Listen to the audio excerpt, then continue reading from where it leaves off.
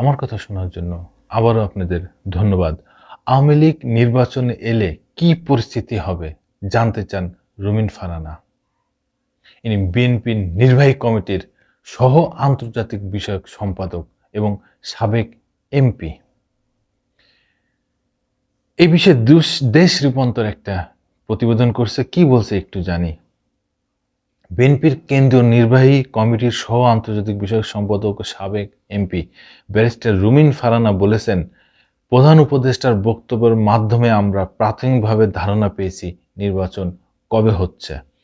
এটি একটি ভালো খবর, তবে আমরা আরো বেশি আনন্দিত এবং আশ্বস্ত হতাম, দেশের মানুষও আশ্বস্ত হতো রোডম্যাপটি কি হতে পারে, কবে নির্বাচন নিয়ে তারা ভাবছেন। যদি তারা একটু পরিষ্কার করতেন তাহলে আমার মনে হয় দেশের মানুষ আরো অনেক বেশি আশ্বস্ত হতো। দুপুরে ব্রাহ্মণবাড়িয়ার প্রেস ক্লাবে সাংবাদিকদের সাথে মত বিনিময়কালে তিনি এই কথাগুলো বলেন। সংবাদ সম্মেলনে রুমিন ফারহানা বলেন, আপনারা জানেন দেশে 5ই আগস্টের পর থেকে নানা মহল বিভিন্ন রকম ষড়যন্ত্রে ব্যস্ত। তারা এই সরকারকে একদিনের জন্য শান্তিতে দেশ পরিচালনা করার সুযোগ দিতে রাজি না। সেই জায়গা থেকে আমরা বিশ্বাস করি, দেশের মানুষও বিশ্বাস করে, একটি নির্বাচিত সরকার যত সহজে এ ধরনের অস্থিতিশীলতা বা সমস্যা মোকাবেলা করতে পারে, আর কোনো সরকারের পক্ষে এই ধরনের সমস্যা মোকাবেলা করা সম্ভব নয়। সুতরাং দেশের স্বার্থে, মানুষের স্বার্থে একটি নির্বাচন যত দ্রুত সম্ভব দিলে এটা সকলের জন্য মঙ্গলজনক হবে।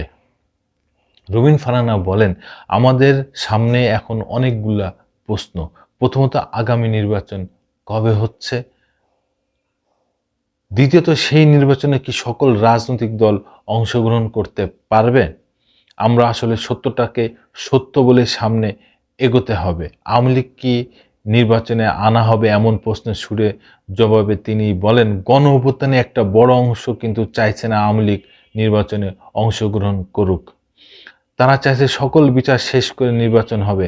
অনেক দিক থেকে অনেক প্রশ্ন আছে। সুতরাং আমরা শুধু আজকে আর কালকে ভাবলে হবে না। আজ থেকে 10, 20 কিংবা 50 বছর পরে কি হবে সে কথাও ভাবতে হবে।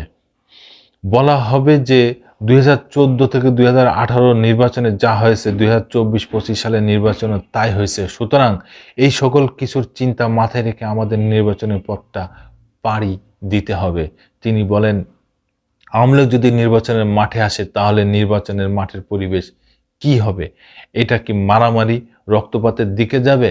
আমি মনে করি এই প্রশ্নগুলো সকলের মনে আছে, কেউ মুখে বলছে না। সুতরাং দয়া করে প্রশ্নগুলো নিয়ে আলাপ আলোচনা হওয়া উচিত এবং এই প্রশ্নগুলো সুরাহা বা সমাধান এই আলাপ আলোচনার মধ্য দিয়েই হওয়া উচিত।